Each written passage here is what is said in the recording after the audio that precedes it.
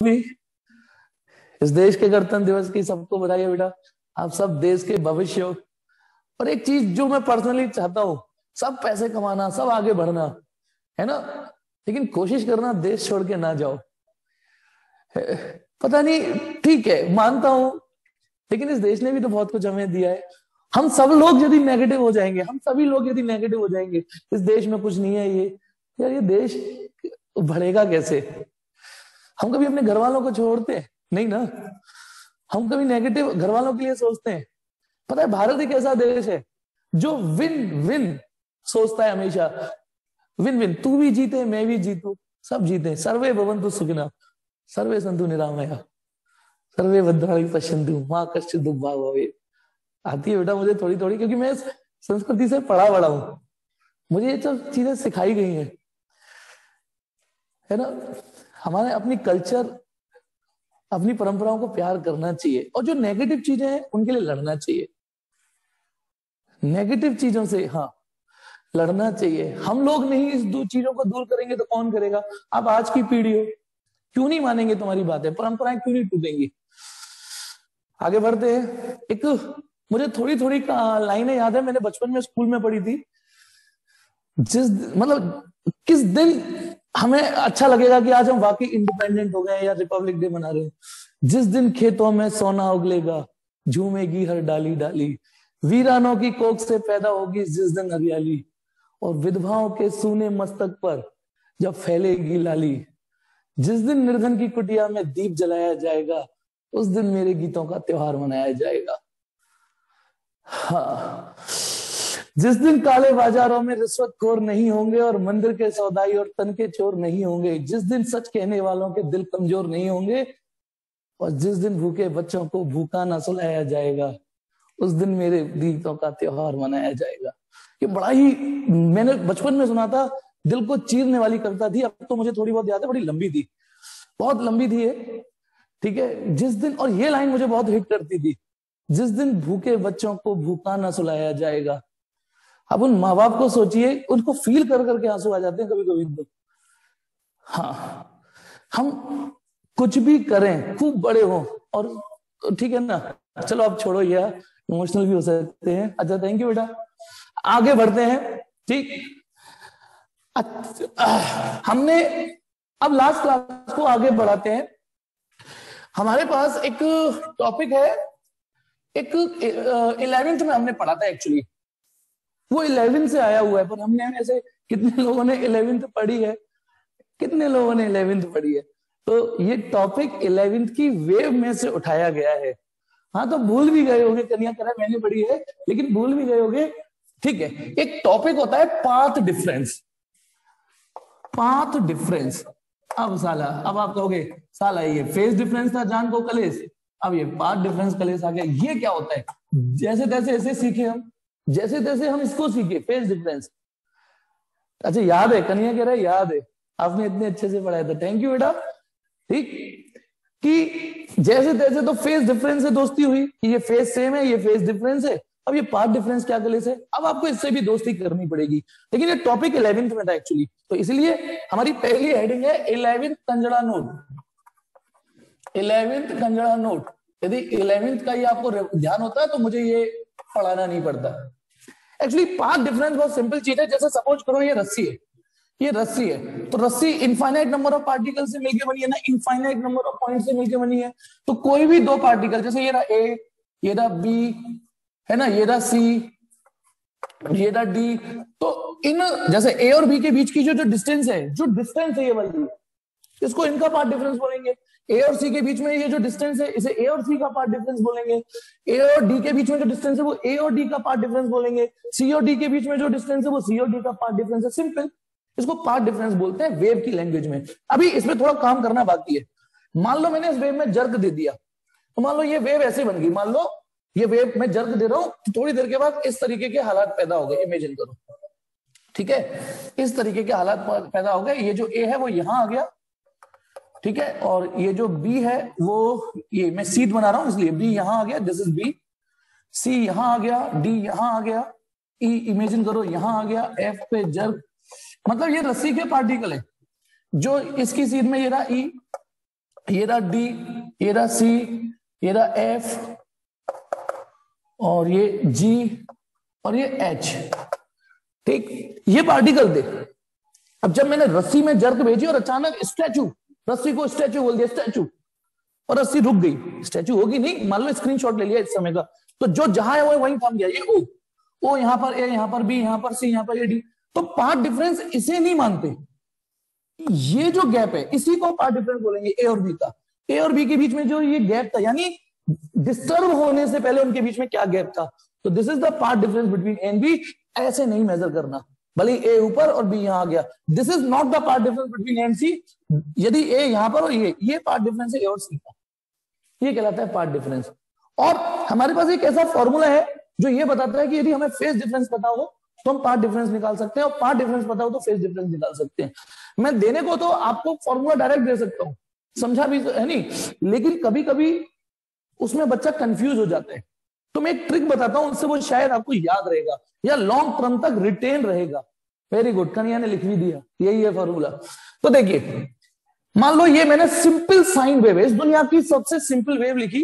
तो मान लो ये 0 डिग्री, ये π/2, ये पाई, ये 3π/2। ऐसे तमाम ग्राफ आपने पास्ट में खींचे कि नहीं खींचे, ऑल्टरनेटिंग करंट में खींचे हैं। इतना तो कितनी बार खींचा होगा, इतना तो कितनी बार खींचा होगा। फिर उसके आगे खींच देते हैं, जैसे ये 2π, ये 4π, ये 3π, ये इन दोनों के बीच में 5π/2 और ये 7π/2। ठीक है, ये फेज हो गया, यानी पार्टिकल ए का इस समय, जब जिस समय फोटो खींची है इस समय उसका फोटो फेज π/2 है, बी का फेज पाई है, सी का फेज 3π/2 है, डी का फेज 2π है। ये इनके फेज हो गए। अब हम ये भी जानते हैं कि ये एक वेवलेंथ भी बोली जाती है वेव के टर्म में। ये वेवलेंथ है जिसमें एक क्रस्ट एक ट्रफ हो, उसे वेवलेंथ बोलते हैं। ये अगली वेवलेंथ है, ठीक है, हम इसे भी वेवलेंथ बोल सकते हैं बेटा, नो डाउट। कंसेक्यूटिव क्रस्ट, ये और ये एक ही बात है। ठीक, अब आ जाइए, आप इस फिगर को देखिए, इस वाले पार्टिकल को और इस वाले पार्टिकल को देखिए। किसको कह रहा हूं मैं, एक ओ को और एक डी को। ओ को और डी को देखिए, डी का फेज इस फोटो में 2π है और ओ का फेज इस फोटो में 0 है इस समय। तो इनके बीच का जो फेज डिफरेंस हुआ COND,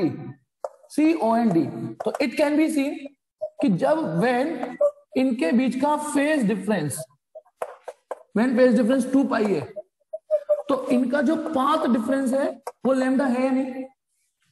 इनके बीच की यानी डिस्टेंस गैप, ओ ये रहा, ओ और डी के बीच का जो गैप है वो लैम्डा है, डिस्टेंस जो गैप है, इसी को पार्ट डिफरेंस बोलते हैं। इस समय वो लैम्डा है, इस समय वो लैम्डा है, ठीक है। लेकिन कब, जब फेज डिफरेंस 2π था। अब इसमें हम लगाएंगे केले वाला मेथड, जो बचपन से पढ़ रहे हो, केले वाला मेथड। 10 रुपए के इतने केले तो 4 रुपए के कितने केले, 10 रुपए के इतने केले तो 6 रुपए के कितने केले। तो यूनिटरी मेथड में 3 स्टेप होते हैं, जिसमें पहला स्टेप आपको जज करना होता है। तो आपने देखा जब फेज डिफरेंस 2π है तो उनके बीच का पार्ट डिफरेंस लैम्डा है, उन दो पार्टिकलों के बीच का पार्ट डिफरेंस लैम्डा रहता है। आप इनको भी देख लीजिए, अच्छा इन दो पार्टिकल को देख लीजिए, डी और एच को देख लीजिए, डी और एच को बताइए इनके बीच का पार्ट डिफरेंस कितना है। तो phase difference, sorry phase difference 4π - 2π, 2π है ना, और पार्ट डिफरेंस इनके बीच का लैम्डा ही। चेक कर सकते आप, इसको और इसको वेरीफाई कर लीजिए, इसको और इसको, ए और ई को बताना। ए और ई, ए का फेज π/2 है, ई का फेज 5π/2 है। मन में घटाइए इनका फेज डिफरेंस कितना हुआ, 5π/2 में से π/2 घटाओगे 2π आएगा। तो आपने देखा जब इनके बीच का भी फेज डिफरेंस 2π था तो पार्ट डिफरेंस लैम्डा है। तो ये वेव में ऐसा होता है, हर 2π फेज डिफरेंस के बाद एक वेवलेंथ जनरेट हो जाती है। ठीक, तो मैंने फिलहाल केवल ओ और डी को देखने को कहा है, कोई भी आप, ठीक है। तो व्हेन फेज डिफरेंस 2π है तो पार्ट डिफरेंस लैम्डा होता है। सो देयरफॉर जब फेज डिफरेंस 1 रेडियन होगा तो पार्ट डिफरेंस लैम्डा अपॉन 2π होगा। वही केले वाला मेथड में 10 रुपए के इतने केले तो 1 रुपए के इतने केले। So therefore when phase difference equal to random कोई भी हो, जब कोई भी रैंडम फाई हो, when phase difference equal to phi, then path difference equal to lambda upon 2π into phi. ये फॉर्मूला है जो मुझे डायरेक्ट पढ़ाना चाहिए, मुझे डायरेक्ट पढ़ाना था यहाँ, लेकिन मैंने आपको वो फॉर्मेट दे दी। कभी भूल जाओ तो बस ये याद रखना कि एक दिमाग में वेव बनाना और ये डायलॉग कि जब 2π का फेज डिफरेंस होता है तो पार्ट डिफरेंस लैम्डा होता है। फिर तो केले वाले मेथड से बन गया। आइए इसको यहीं की यहीं थोड़ा सा वर्कआउट, इस पे काम करते हैं तो और दिमाग में घुसेगा कि क्या है। एग्जाम्पल, ये जो रस्सी है, ये जो फोटो है, इसमें कोई भी दो पार्टिकल लीजिए, कोई भी दो, जो आप कहोगे वो ले लूंगा। कौन सा? बी और डी। चलो बी और डी लेते हैं। चलो एक आवाज आई कि बी और डी को लेते हैं। तो अब देखना for B and D, B and D, आप बताइए इनका फेज डिफरेंस कितना है? Phase difference, phase difference, D का फेज 2 पाई है और बी का फेज पाई है, तो ये 2 पाई है पाई, तो फेज डिफरेंस हो गया पाई, है ना, फेज डिफरेंस। तो देयरफॉर ये जो फॉर्मूला है इसे उठा लो, path difference equal to lambda upon 2 pi into 5। तो 5 की वैल्यू इस समय कितनी है? पाई, पाई से पाई कट गया, लैम्डा बाई 2, यानी बी और डी, बी और डी का फेज डिफरेंस पाई है, तो बी और डी का पाथ डिफरेंस लैम्डा बाई 2 है। यदि आप गौर से देखोगे तो पाओगे हाँ यार लैम्डा बाई 2 ही है। देखो जब ये पूरी लैम्डा है तो लैम्डा बाई 2 है कि नहीं। कोई और रैंडमली 2 पार्टिकल लेते हैं, आप 2-3 एग्जांपल करोगे तो आप ये फील करने लग जाओगे कि ये फॉर्मूला है क्या चीज, क्योंकि हमें फिजिक्स रटनी नहीं है। अब मान लो मैं अच्छा ओ और एच लेता हूँ, ओ और एच, ओ और एच, हर्ष नोटी हो रहा है भाई, तो ओ और एच अभी आते हैं। चलो फॉर हर्ष का भी काम करेंगे ना, ओ और एच लेते हैं, 5 की वैल्यू लेते हैं, है नहीं। ओ और एच, इसका फेज 0 है, इसका 4 पाई है, तो फेज डिफरेंस 4 पाई हुआ ना, 4 पाई में से 0 घटाओगे यही बचेगा। फिर ये वाला फॉर्मूला उठा लीजिए कि पाथ डिफरेंस अभी अभी पढ़ा है लैम्डा अपॉन 2 पाई इंटू 5। तुम मुझे 5 दो, मैं तुम्हें पाथ डिफरेंस दूंगा, है ना। तो 5 हमने कहा बेटा कि 4 पाई है, 4 पाई, तो ये काटोगे तो 2 लैम्डा आ रहा है। तो अब आप फील करिए यार, ये लैम्डा पूरा 2 लैम्डा हो गया। एक और ले लेते हैं, एफ और बी ले लेते हैं ना। अच्छा एफ और बी तो ओरली कर लेते हैं। हर्ष मैंने तेरा सपना तोड़ दिया है नहीं, सपना मैंने उल्टा बोल दिया है नहीं। चलिए एफ और बी देखिए, ओरली कर लेते हैं इसको। बताओ ये 2 पाई है फेज, इसका इसका कितना है पाई, तो फेज डिफरेंस है 2 पाई। बी एंड एफ ले लेते हैं, बी एंड एफ, बताइए फेज डिफरेंस 2 पाई है ना, 2 पाई, और इसमें नहीं 2 पाई है एफ और बी के बीच में, 3 पाई में से पाई घटाओगे तो 2 पाई हुआ ना। तो जब आप इसमें 2 पाई रखोगे तो लैम्डा आएगा ना पाथ डिफरेंस। लो थोड़ा सा और कॉम्प्लिकेट करता हूं, ये तो सस्ते सस्ते हो गए। एक काम करता हूं मैं लेता हूं सी और एच, सी और एच लेते हैं, सी और H, for C and H.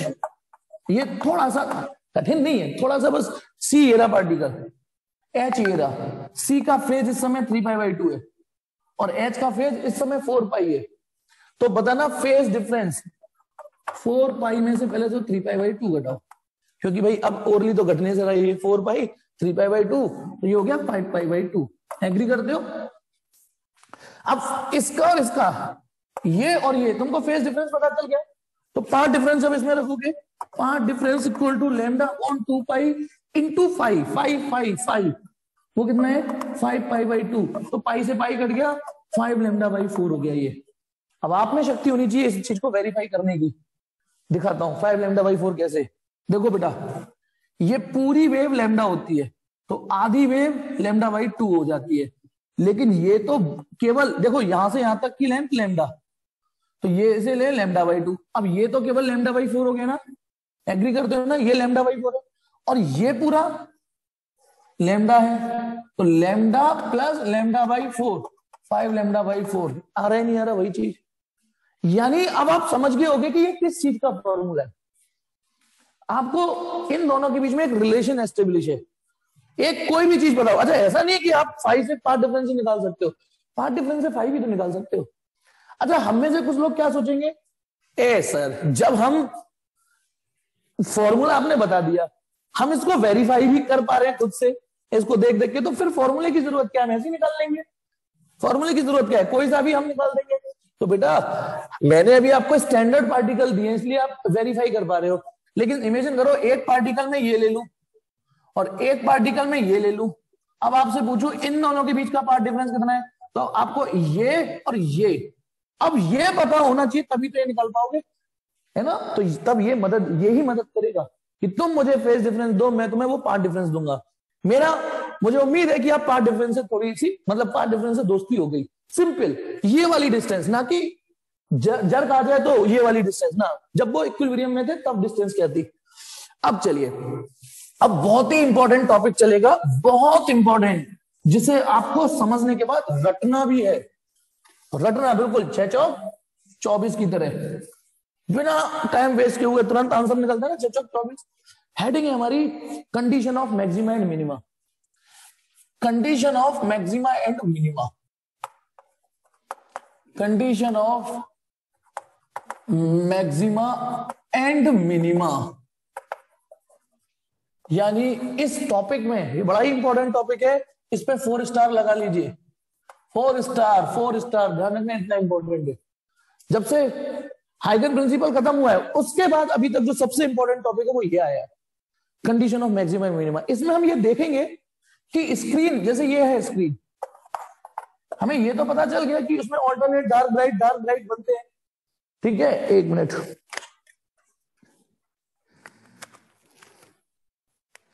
ठीक है, हमको ऑल्टरनेट डार्क ब्राइट बनते हैं, लेकिन इस टॉपिक में हम ये सीखने जा रहे हैं, ठीक है, कि स्क्रीन पर कहां कहां मैक्सिमा बनेगा और स्क्रीन पर कहां कहां मिनिमा बनेगा। हमारे और आपके लिए ध्यान रखना, ठीक है, जो मैंने शेड कर दिया उसको मैक्सिमा मान लेंगे हम, ये मान लेंगे वो लाइट पहुंच गई, ये मैक्सिमा है, और ये सब मैक्सिमा है, और ये ऐसे पॉइंट मिनिमा है, यानी डिस्ट्रक्टिव इंटरफेरेंस, डार्क फ्रिंज, बहुत सारे नाम है। तो अब हम यहां पर एक परमानेंट एक कंडीशंस निकाल रहे हैं कि देखो भाई यहाँ मैक्सिमा बनेंगे, यहाँ मिनिमा बनेंगे, वो कंडीशंस। तो देखिए सबसे पहले हम कुछ फॉर्मूलों की बात करते हैं। एक रिजल्टेंट वेव का एम्पलीट्यूड होता है √a² + b² + 2ab cos of phi, या यूं कहिए रिजल्टेंट इंटेंसिटी का formula I1 + I2 + 2√I1I2 cos phi। और अभी एक चीज पता चली है कि path difference between superimposing wave equal to λ/2π into phase difference. ये तीसरा, ये 3 फॉर्मूलों को लेकर आगे बढ़ते हैं। समझ जाओगे अभी, जैसे जैसे टॉपिक चलेगा समझ जाओगे कि हमने इसमें पढ़ा क्या। तो अब पहले कंडीशन ऑफ मैक्सिमा को छांटते हैं, कहां कहां मैक्सिमा बनेगा। कंडीशन ऑफ मैक्सिमा, आप पहले वाले फॉर्मूले को घूर घूर के देखो, घूर घूर के देखते रहो, ठीक है, तारते रहो, जैसे तारते हो ना। अब बताइए, जब यहां से हम लाइट भेजते हैं, यहां से लाइट भेजते हैं, यहां से ए एम्पलीट्यूड की, यहां से बी एम्पलीट्यूड की, तो सच्चाई है स्क्रीन पर ना तो ए मिलता है ना स्क्रीन पर बी मिलता है। स्क्रीन पर तो आपको आर मिलेगा। क्या मिलेगा? आर आर आर, मैंने हर जगह आर लिख दिया। स्क्रीन पर मिलेगा R R R R R R R, लेकिन इस आर की वैल्यू, आर माने रिजल्टेंट वेव का एम्पलीट्यूड, क्योंकि यहां से आपने एक कंपोनेंट वेव भेजी, यहां से कंपोनेंट वेव, वहां तो मर्ज होके मिल रही है ना। अब इस आर की वैल्यू आप देख रहे हो, देखिए केवल ए और बी पे नहीं, इस फाई पर भी तो डिपेंड है, और कहीं फेज डिफरेंस कुछ और होगा, कहीं कुछ होगा, कोई कुछ होगा, कहीं कुछ, इसलिए आर की वैल्यू स्क्रीन पर हर जगह अलग अलग होगी, स्क्रीन पर हर जगह एक जैसी नहीं होगी। अब देखिए इस फॉर्मूले को घूर घूर के देखिए, बताइए, from first it can be seen, it can be seen, it can be seen, क्या देखा हमको कि R would be maximum, R तब मैक्सिमम होगा, would be maximum when it can be seen, यहां से लिखता हूं, R would be maximum, R would be maximum when cos phi equal to maximum. मतलब जब cos phi अपनी मैक्सिमम वैल्यू देगा तब आर भाई साहब मैक्सिमम निकलेंगे, क्योंकि कहीं ना कहीं आर ए और बी के साथ साथ cos phi पे भी डिपेंड है। ठीक, मैंने बोला आर की वैल्यू बताना, तो आप कहोगे सर फाई की वैल्यू तो बताओ आप, सीधी सी बात है, बिना फाई के नहीं निकलेगा। तो अब बताइए, R would be maximum when cos phi equal to maximum, और R would be maximum when cos phi equal to maximum, यानी +1। cos phi की मैक्सिमम वैल्यू +1 आ सकती है, और थोड़ा सा फ्री, यानी cos phi +1 आ सकती है। थोड़ा ट्रिग्नोमेट्री पे पहुंचो, इसका मतलब, और that is R would be maximum when phi equal to, सोचो सोचो, 0, 2π, 4π, 6π, ये वो सारे एंगल हैं जिन जिन पर मैक्सिमा बनेगा, जिन जिन पर मैक्सिमा बनेगा। यदि फेज डिफरेंस 0 हुआ कहीं पर तो वहां मैक्सिमा बन जाएगा, कहीं 2π होगा तो वहां मैक्सिमा बनेगा, जहां 4π होगा वहां भी मैक्सिमा बनेगा। ध्यान रखना, स्क्रीन पर सिर्फ एक जगह मैक्सिमा नहीं है, कई जगह मैक्सिमा है। तो जहां ये फेज डिफरेंस होगा वहां भी मैक्सिमा बन जाएगा, जहां ये फेज डिफरेंस होगा वहां भी मैक्सिमा बन जाएगा, जहां ये होगा वहां भी।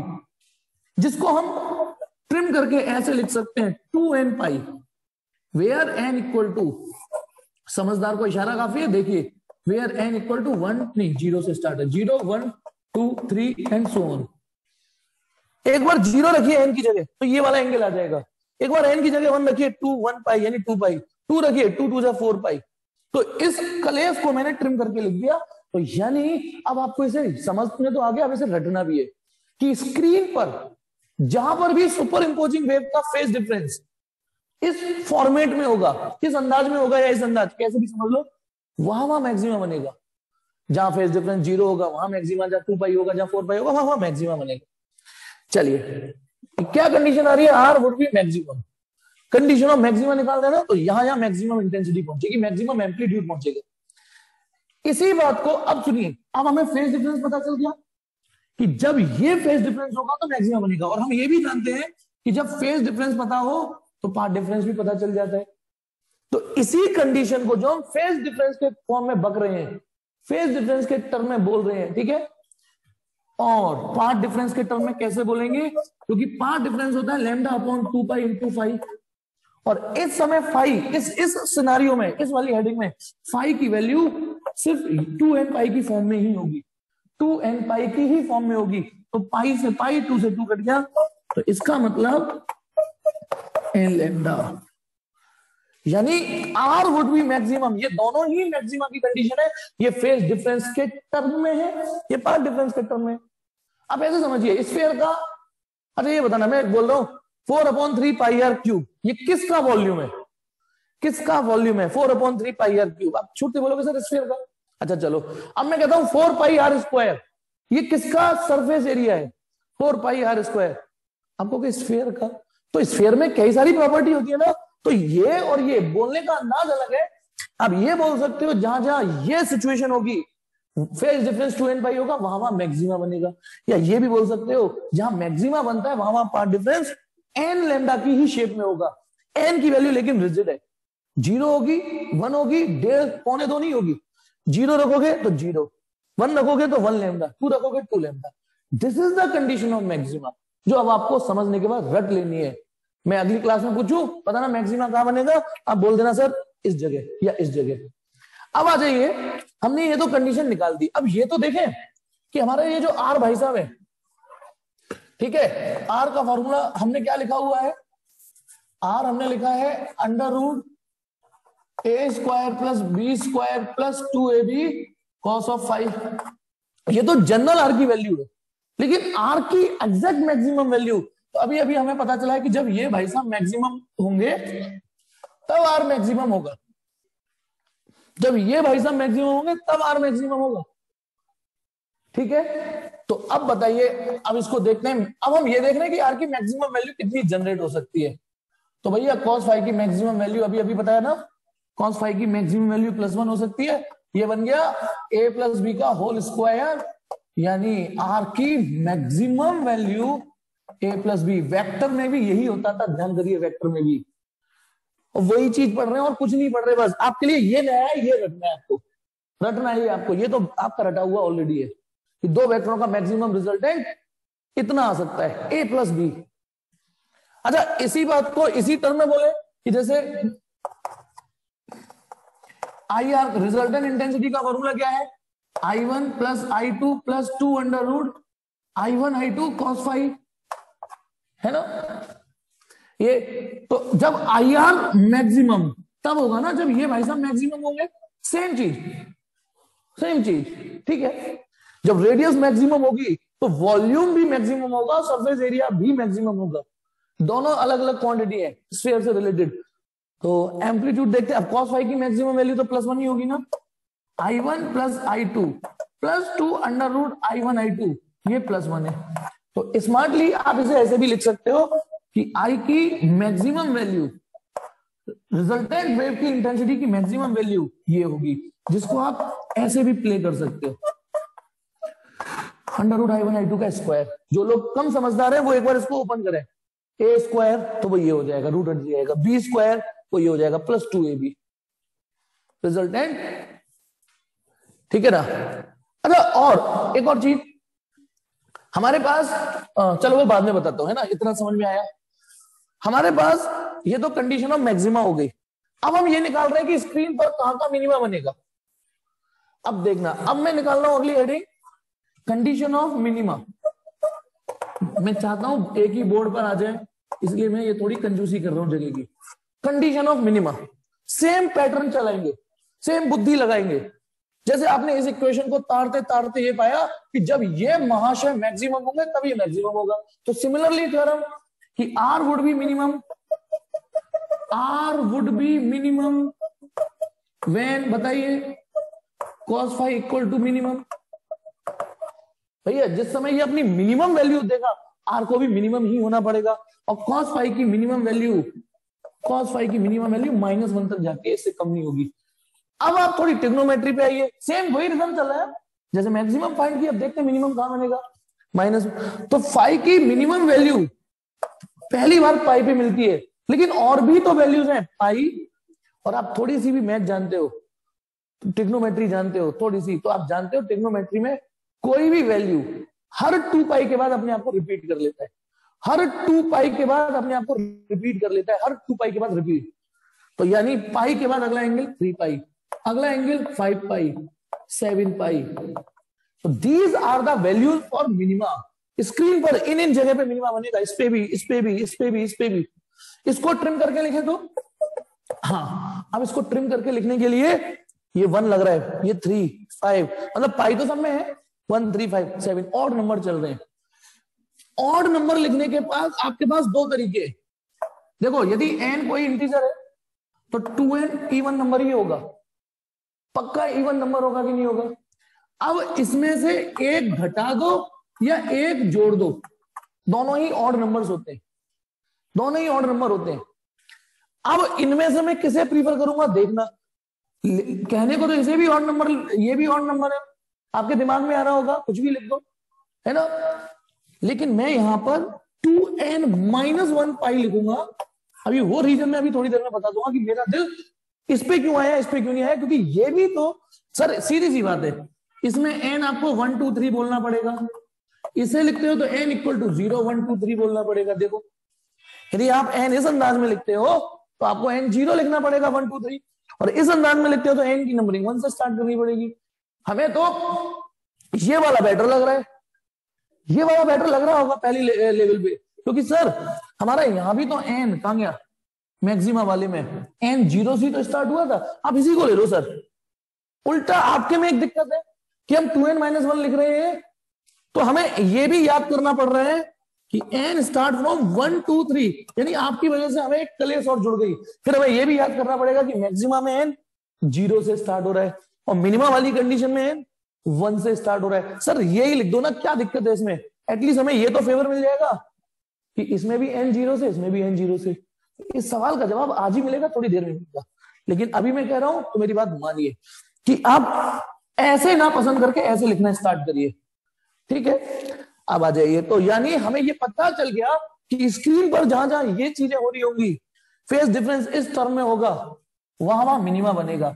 अब इसी बात को पाथ डिफरेंस के टर्म में बग देते, जैसे फाइव के बाद पाथ डिफरेंस तो पता ना, R would be minimum when, path difference का फॉर्मूला क्योंकि लैम्डा अपॉन 2 पाई इंटू 5 होता है।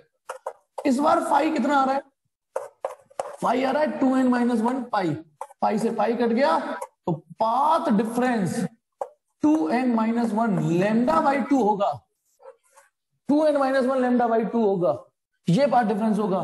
तो वहां वहां मिनिमा बनेगा और नंबरिंग n की स्टार्टिंग 1, 2, 3 होगी। ये कंडीशन जहां जहां मैंने ये बॉक्स मारे हैं, ये वाले, ये तो रटनी पड़ेंगी आपको, पहले मैंने समझा दी। नहीं रट पाओगे तो सवाल में वो एनर्जी आएगी नहीं, आपकी फ्लो आएगा ही नहीं। पहली बार है, पहली बार दिक्कत तो होती है, पर रटना। अब बताइए, होपफुली आप समझ जाओगे कि इसके बाद जब हमने मिनिमम मैक्सिमा निकाला था तो आर भी निकाला था ना। अब देखते हैं आर का फॉर्मूला, समझदार तो एक स्टेप आगे चल भी गया होगा, a² + 2ab cos फाई होता है। तो जब ये भाई साहब मिनिमम होंगे तो ये भी भाई साहब मिनिमम ही जनरेट होंगे, और cos की मिनिमम वैल्यू -1 ही आ सकती है, 2ab -1। तो ये हो गया a - b का होल स्क्वायर। तो ये आर की मिनिमम से मिनिमम वैल्यू a - b हो गई का स्क्वायर। और सिमिलरली थ्योरम मैं आगे पेल देता हूं, अपने आप करना। आई रिजल्टेंट इंटेंसिटी की मिनिमम वैल्यू समझ जाओ, I1 plus I2 plus 2 under I1 I2 -1 आएगा, -1 आएगा तो यहां माइनस प्लस हो जाएगा। ठीक है, गलत लिखा है, स्क्वायर नहीं आएगा, सॉरी, हाँ सॉरी बेटा। ये कौन था भाई? वेरी गुड, इसे बोलते हैं अंक कन्हैया। अच्छा कन्हैया ही था, वेरी गुड। चलिए अब आ जाइए, तो आई आर मिनिमम कितना आएगा? यहाँ √I1 माइनस √I2 का होल स्क्वायर, ये चीज। तो मैं इसको मिटाने जा रहा हूं, पर नोट्स में सब मौजूद है। इसको मैं उम्मीद करूंगा आज तो नहीं, लेकिन कल जब आप क्लास में आओगे तो रटा हुआ मिलेगा। मेरे इस डायलॉग का मतलब ये नहीं है कि क्लास खत्म हो गई, क्लास चलेगी और अगली मीटिंग भी चलेगी। ठीक, अब सुनो, एक और चीज जो हम कोने में लिख देता हूं, मैं कहीं कोने में लिख देता हूं, वो ये बताना रिजल्टेंट इंटेंसिटी। अच्छा, आई आर मैक्सिमम लिखने की बजाय आप खाली आई मैक्सिमम भी लिख दोगे तो भी चलेगा, ध्यान रखना। इसमें दो सिंबल लिख रहे हैं, रिजल्टेंट मैक्सिमम, वो रिजल्टेंट ही मिलेगा आई मैक्सिमम। सुनो बेटा, क्योंकि कोई भी वेव इंटेंसिटी अपने एम्पलीट्यूड के स्क्वायर के प्रोपोर्शनल होती है कि नहीं होती? कुछ दिनों पहले एक थ्योरम पढ़ी थी, किसी भी वेव की इंटेंसिटी अपने ही एम्पलीट्यूड के स्क्वायर के प्रोपोर्शनल होगी। तो इसका मतलब रिजल्टेंट इंटेंसिटी आर स्क्वायर के प्रोपोर्शनल होगी, रिजल्टेंट इंटेंसिटी अपने ही एम्पलीट्यूड के स्क्वायर के प्रोपोर्शनल होगी। तो जब ये भाई साहब मैक्सिमम होंगे तो ये मैक्सिमम होगी, और जब ये भाई साहब मिनिमम होंगे तो ये मिनिमम होगी। खत्म कहानी। अभी अभी ताजा समाचार मिले हैं। अच्छा, मैं इस सिंबल की बजाय इसको लिख देता हूं, ये थोड़ा कंफर्टेबल है। आर की maximum value a plus B, लेकिन इस बार तो उस पर स्क्वायर है ना, और आई की minimum value a minus B का होल स्क्वायर, ये याद रखेंगे। तो दोनों को जब हम डिवाइड कर देंगे तो आई मैक्सिमम को जब आप आई मिनिमम से डिवाइड कर दोगे तो ये हो जाएगा a plus B upon a minus B का होल स्क्वायर। और आप तो इतने तो होशियार हो जाने चाहिए कि जब डिवाइड करते हैं तो प्रोपोर्शनलिटी इक्वल में बदल जाता है। ठीक है, ये चीज। और जब आप इसके सवाल करोगे ना, और हाँ सुन लीजिए, मैं कल एक वीडियो बना के डालूंगा सवालों की, वो कल आप अपने कंफर्टेबल टाइम से देख लीजिएगा। उसके बाद जो परसों क्लास लूंगा मैं शाम को ही, अब तो परसों शाम को ही होगी, तो उसको देख के आइएगा। ध्यान रखना, मैं एक न्यूमेरिकल, जो बेसिक न्यूमेरिकल है, सिंपल वाले, टफ वाले न्यूमेरिकल आपके लाइव कराऊंगा, टेंशन मत लेना। केवल फॉर्मूले बेस्ड न्यूमेरिकल की वीडियो बना के डाल दूंगा, थोड़ा सिलेबस आगे बढ़ने दो। ठीक, हाँ, मैंने आज तक ऐसी चीटिंग नहीं की ना आपके साथ कि ऊट पटांग टॉपिक की वीडियो बना के डाल दी। सिंपल न्यूमेरिकल, बस आपकी नियत होनी चाहिए। आज तो ये हो गया आपका, आप और भी क्लासेस होंगी आपकी, कल कंफर्टेबल टाइम में उसको देख लीजिएगा। ठीक है, अब आ जाइए, उस सवाल का जवाब देता हूं कि सर आपने एन की नंबरिंग में झोल झाल क्यों किया। तो देखिए बेटा, सबसे पहले एक डायलॉग, माना ये डबल स्लिट है और ये स्क्रीन है ना, स्क्रीन है, ये है हमारी स्क्रीन, और यहां रखिए सोर्स, पॉइंट सोर्स। हम सब जानते हैं कि एक लाइट यूं करके जाएगी, सपोज करो यहां जा रही है, एक यूं करके जा रही है, यूं जा रही है। ये है स्क्रीन का एग्जैक्टली सेंटर, इमेजिन करो ये। लेकिन एक और चीज, अगेन एक और चीज सुनना फिर से, कि ये रही हमारी स्क्रीन, फिगर में भसड़ ना हो इसलिए मैं अलग बना रहा हूं ताकि आप सेपरेटली भी देख पाओ। ऐसा थोड़ी नहीं है कि रिजल्टेंट वेव यही सुपर इम्पोज कर रही है। कोई रैंडम पॉइंट लेते हैं तो एक वेवलेट जो यहां से यूं गई होगी और यहां से यूं करके यूं गई होगी, वहां पे भी तो सुपर इम्पोजिशन हो रहा है। फील करिए बेटा जो मैं बोल रहा हूं। आप ऐसे समझिए, मुझे पढ़ाना तो ऐसे था कि इस वाले फिगर को इसी पे सुपर इम्पोज कर दीजिए। मतलब आपको यह देखना है कि कुछ वेव यहां पे भी सुपर इम्पोज हो रही है, कुछ वहां पे भी सुपर इम्पोज होंगी, कुछ ऐसी नीचे भी होंगी। हर जगह सुपर इम्पोजिशन ही पहुंच रहा है ना, तो ये वेव पहुंचेगी ना, ये इनका सुपर इम्पोजिशन ही पहुंचता है वहां पर। अब देखिए, ये वो पॉइंट है, ये स्क्रीन का वो पॉइंट है जहां आप देख सकते हो कि जो वेव ए से चल के ओ पे पहुंची है और जो वेव बी से चल के ओ पे पहुंची है, एग्जैक्टली सिमिट्री से बराबर पाथ चला है। बराबर पाथ चला है, मतलब इसमें देख सकते हो ना, इसमें पी तक पहुंचते पहुंचते इसको ज्यादा लेंथ चलनी पड़ी है, इसको, इस वाली को ज्यादा लेंथ चलनी पड़ी, इसको। सुपर इम्पोज का मतलब ओवरलैप, सुपर इम्पोज मतलब ओवरलैप। भाई यहां पर ओवरलैप, सुपर इम्पोजिशन प्रिंसिपल पढ़ा था ना हमने, सुनो, कि भाई रिजल्टेंट वेव सुपर इम्पोज होकर पहुंचती है स्क्रीन पर when two coherent light are allowed to superimpose. एक मिनट, मैं आपको एक दूसरी तस्वीर दिखाता हूं, चलिए एक तस्वीर और दिखाता हूं बेटा। यहां से वेव, ये रही स्क्रीन, स्क्रीन वन डायमेंशन बना दी मैंने, यहां से वेव फ्रंट पहुंच रहे हैं बोलो, और इससे भी वेव फ्रंट पहुंच रहे हैं, ठीक है, वेव फ्रंट यही तो हो रहा है। अब वेव फ्रंट के लॉजिक से एक मिनट सुनना, जब वेव फ्रंट ऐसा है तो वेवलेट्स ऐसी होंगी परपेंडिकुलर, बोलो वेवलेट्स परपेंडिकुलर होती है ना। तो मैंने ये वाली एरो बना रखी है यहाँ पे, मतलब इससे इधर भी जा रही होंगी, इधर भी जा रही होंगी, इधर दीज आर वेवलेट्स, ऐसी इससे भी जा रही होंगी। देख रहे हो आप, नहीं देख रहे हो? तो मैंने केवल ये वाला फिगर यहां बना रखा है और एक ये वाला फिगर यहां पे बना दिया है, बसर कम करने के लिए। अब आप समझ रहे हो कि इस इन फिगर का क्या मतलब है? ये वेवफ्रंट से ही निकाले गए हैं, वेवफ्रंट ओवरलैप कर रहे हैं ना, यानी वो वेवलेट्स भी सुपर इम्पोज कर रही है। तो हाँ, तो मैं क्या बता रहा था कि स्क्रीन का वो पॉइंट, स्क्रीन का वो पॉइंट जहां पर दोनों वेव बराबर बराबर लेंथ चल के पहुंची है, जैसा कि ये था। ऐसा नहीं बताना, क्या ये कहना उचित होगा कि जो वेव ए के रास्ते पी पहुंची है और जो वेव बी के रास्ते पी पहुंची है, इन दोनों का पाथ सेम था?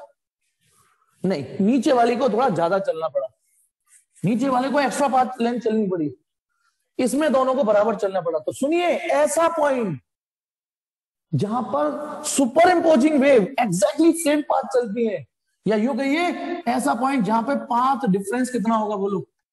पाथ डिफरेंस होगा 0। यहां पाथ डिफरेंस यदि मैं निकालूं तो ये 0 तो है नहीं भाई। यदि ये लेंथ मान लो 4 + 10 14 है, तो ये 4 + 20 हो सकती है, तो ज्यादा होगी ना लेंथ, तो यहां पाथ डिफरेंस तो 0 है नहीं। यहां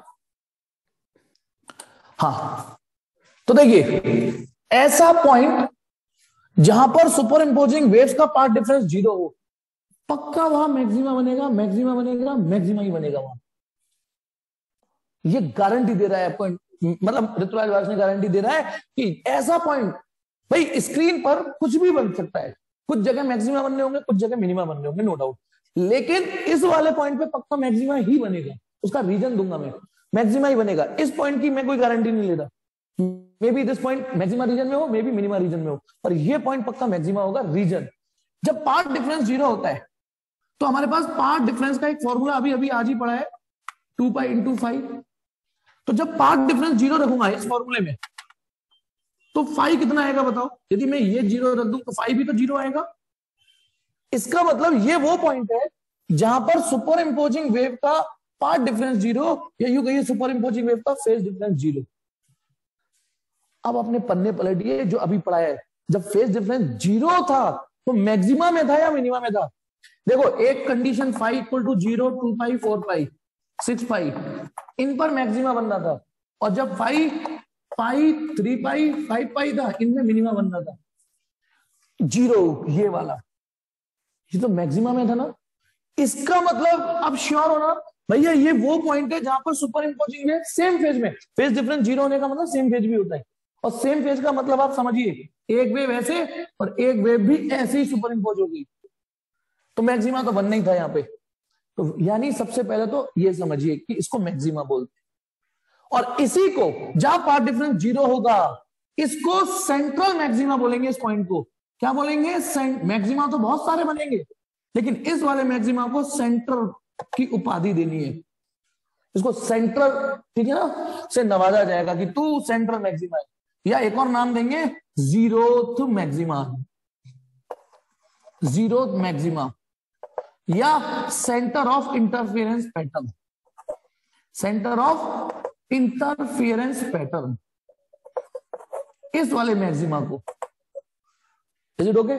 सबसे पहले हमें वो पॉइंट ढूंढना पड़ेगा, और वो पॉइंट ढूंढना कोई रॉकेट साइंस नहीं है। और आपके एनसीईआरटी में तो सिंपल ये सोर्स यही रखा मिलेगा बिल्कुल बीच में। अच्छा, लेकिन मैं एक कंपटीशन लेवल की एक बात अभी दिमाग में आई वो बता देता हूं, ठीक है। एक कंपटीशन लेवल की बात बताता हूं, ठीक है। जनरली वो अच्छे सवालों में पूछते हैं, आपके एकेडमी में कभी नहीं आया ऐसा सवाल। ये रही स्क्रीन, ठीक है, ये रही स्लिट और ये रही स्लिट। मतलब ये सोर्स जब यहां था तो सेंट्रल मैक्सिमा यहां बना। अच्छा, यदि मैं सोर्स ही थोड़ा ऊपर रख दूं, ये सोर्स मैंने यहां रख दिया, इस वाले फिगर में सोर्स इस लाइन पर था, लेकिन अब सोर्स मैंने यहां रख दिया। अब सुनिए, ये रहा पॉइंट, ये रही स्लिट ए, ये रही स्लिट बी। मुझे बताइए क्या अब इस पॉइंट ओ पर, जो मतलब जो पॉइंट ओ था, अब मैंने सोर्स ऊपर रख दी, क्या अब भी उस पॉइंट ओ पर जाते जाते पाथ डिफरेंस जीरो है क्या? क्या अब भी पाथ डिफरेंस जीरो है? नहीं, अब नहीं है जीरो, क्योंकि ये वाली थोड़ी पास चलेगी, 19-20 का ही फर्क सही, इसको थोड़ा कम लेंथ चलनी पड़ेगी। अब देखिए, इसको ये वाला पार्ट तो ज्यादा चलना पड़ रहा है ना, ये वाला। चलो ये दोनों सेम है, ये दोनों तो लेंथ सेम है इसके बाद स्लिट के बाद, लेकिन ये लेंथ तो ज्यादा है ना। अब वो सेंट्रल मैक्सिमा भी नहीं है। सेंट्रल मैक्सिमा सिर्फ उसको बोला जाएगा जहां पर ये हरकत होगी, ये वाली, where the superimposing waves have path difference zero. Now this is not the central maxima, we are not sure कि यहां पे मैक्सिमा ही बनेगा, क्योंकि ये है ही नहीं। लेकिन हम थोड़ा सा ऊपर जाए, नहीं नीचे, सॉरी नीचे जाए, थोड़ा सा नीचे जाए, लेट ओ डैश। अब नीचे ही क्यों चुना, मैं अलग कलर से बना रहा हूं, देखिए। तो अब देखिए थोड़ा सा नीचे, क्योंकि ये जो एक्स्ट्रा चल गया है और ये थोड़ा कम चला है, उसको यहां कंपनसेट करिए। अब देखिए मैं यहां भसड़ कर रहा हूं, एक वेव जो यहां पहुंची, एक वेव जो यूं करके पहुंचेगी, तो बताना थोड़ा सा इसके लिए रास्ता छोटा हुआ, लेकिन थोड़ा सा उसके लिए बड़ा हुआ। हाँ, ये है point. Now this is central maxima. हाँ, लेंथ इक्वल होनी चाहिए, ये दोनों की पाथ लेंथ जहां बराबर होगी। Now this is central maxima. हम यहां गारंटी लेते हैं यहां मैक्सिमा बनेगा, ये होगा। सारी उपाधि ये वाली उठा के यहां दे दीजिए ओ डैश को। और सुन लीजिए, इंटरफेरेंस पैटर्न का सेंटर है ये, स्क्रीन का सेंटर कुछ भी हो, स्क्रीन का सेंटर ओ हो सकता है, वो स्क्रीन का ज्योमेट्रिकल सेंटर है, इंची टेप लगा के जो नापा है, इंची टेप का। अच्छा, मैंने उस दिन जो डेमो दिखाया था, वीडियो दिखाया था, वो पॉइंट सेंट्रल मैक्सिमा होता था, सबसे बड़ा स्पॉट मिला था। लेकिन क्या मैंने वो दीवार के बीचों बीच ही बनाया था क्या? अब दीवार मेरी वहां पर है, मैंने इधर कोने पे बनाया, मेरी दीवार स्क्रीन थी, दीवार का सेंटर वहां पर है, पर मैंने तो इंटरफेरेंस पैटर्न यहां बनाया है ना, मैंने तो यहां बनाया है ना बीच में। तो इसलिए दीवार का या स्क्रीन का सेंटर होना अलग चीज होती है, और इंटरफेरेंस पैटर्न का सेंटर होना एक अलग बात होती है। अब देखिए उसके बाद कहानी, ये मैंने वैसे इतना लेवल का आपको में आएगा नहीं, आप बेफिक्र हो सकते हो, ठीक है। इसी को आगे बढ़ाते हैं, अब आ जाइए इसी फिगर को आगे बढ़ाते हैं, ठीक। ये रहा हमारे पास पॉइंट स्लिट ए और ये स्लिट बी, ठीक है। मैं ये एज्यूम कर रहा हूं सोर्स यहां पर है, तो इसका मतलब सेंट्रल मैक्सिमा यही होगा। तो अब मेरे स्केचिंग दोबारा देखना, ये ब्राइटनेस है ना, या मैं चलो एक मिनट रेड कलर यूज करता हूं, या क्योंकि जहां पे मान लो ये ऑरेंज लाइट पहुंच गई मैक्सिमा, फिर डार्कनेस, फिर मैक्सिमा, फिर डार्कनेस, मैक्सिमा, ऐसे। मतलब जहां मैं शेड कर रहा हूं इस बार उसे मैक्सिमा मानना है ना, जहां मैंने शेड किया है उसे मैक्सिमा मानना, ध्यान रखना। जिसको मैंने शेड किया है, यानी वहां पर ये, अच्छा ये दिख रहा है ऑरेंज कलर, दिख रहा है नहीं दिख रहा, दिख रहा है ना ऑरेंज कलर, इसका मतलब ऑरेंज लाइट पहुंच रही है वहां पर, ठीक। अब सुनिए, तो ये जो पॉइंट है, ये रहा ना पॉइंट, जहां पर जो वेव यहां से यहां पहुंचेगी और यहां से यहां पहुंचेगी, पाथ डिफरेंस जीरो होगा। This is zero bright, central bright, centre of interference pattern. इसके बाद इसको बोलेंगे फर्स्ट ब्राइट, इसको बोलेंगे सेकंड ब्राइट। तो एक आध और बना देता हूं, first bright, second bright, third bright, fourth bright, ठीक है। ये कौन सी है? ये है थर्ड ब्राइट, ये है फोर्थ ब्राइट। ऐसे इसके नीचे this is also first bright, इसको भी फर्स्ट ब्राइट बोलेंगे, इसको भी सेकंड ब्राइट बोलेंगे, ठीक है। यानी नंबरिंग की जो स्टार्टिंग होती है वो कहां से स्टार्ट होनी है? जीरो से, और जीरो आपको ढूंढना पड़ेगा कहां पर है। ये है सेंट्रल ब्राइट, जीरो ब्राइट, उसके बाद जो भी इधर उधर अगला अगला ब्राइट मिलता जाएगा हम उसे नंबर बढ़ाते जाएंगे। इसको बोलते हैं फर्स्ट डार्क। ये वाला जो रीजन है देखो, ये तो जीरो ब्राइट हो गया, सेंट्रल मैक्सिमा। इसके बाद जो पहला डार्क रीजन मिलेगा, this is first dark, D for dark, this is second dark, this is third dark region, this is also first dark region, this is second dark region. यानी interference pattern में numbering की जाती है। This is third dark region. ये numbering समझ में आई या नहीं आई बोलो? ये नंबरिंग समझ में आई कि नंबरिंग यहां कैसे पढ़नी है हमको? पहले सेंट्रल मैक्सिमा ढूंढो, और सेंट्रल मैक्सिमा इसको बोला जाएगा जहां पे पार्ट डिफरेंस जीरो होगा। मैक्सिमा तो कई जगह बन रहे होंगे, कई जगह बन रहे होंगे, लेकिन जहां पर पार्ट डिफरेंस जीरो होगा वो सेंट्रल मैक्सिमा देना है ना। अब सुनिए, हाँ अब गौर से सुनना। हर्ष को समझ में आ गया 2n-1? कितने लोगों को समझ में आ गया कि सर ने 2n+1 क्यों नहीं चुना, 2n-1 ही क्यों चुना जाता है यहाँ पर? और नंबरिंग है ना। चलिए जो नहीं समझे वो यहाँ पे देखते हैं। अब बताना कंडीशन ऑफ मैक्सिमा क्या है? 5 कंडीशन ऑफ मैक्सिमा। मैक्सिमा जब 5 2n पाई होता है या पाथ डिफरेंस n लैम्डा होता है तो वहां मैक्सिमा बनता है। और यहाँ नंबरिंग स्टार्ट की थी हमने 0 1 2 3। ये तो मैक्सिमा की कंडीशन। और मिनिमा की कंडीशन, मिनिमा की कंडीशन क्या डिराइव की थी आज? जहां जहां फेज डिफरेंस 2n-1 पाई हो और जहां पे path difference 2n-1 lambda by 2 हो, वहां मिनिमा होगा।